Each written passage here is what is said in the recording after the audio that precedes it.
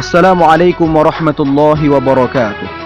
Mari ikuti bersama pengajian Tastafi, Tasawuf Tauhid dan Fikih bersama Tunku Haji Muhammad Yusuf Awahab atau Tusub, pimpinan Dayah Babus Salam Al-Aziziyah Jinit dan Ketua 1 Himpunan Ulama Dayah Aceh.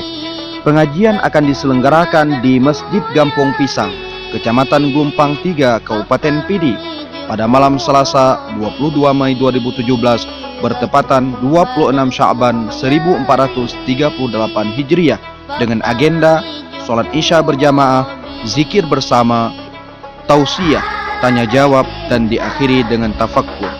Pengajian ini terselenggara atas kerjasama pemuda dan pengurus Tastafi Glumpang 3 dan Glumpang Baru.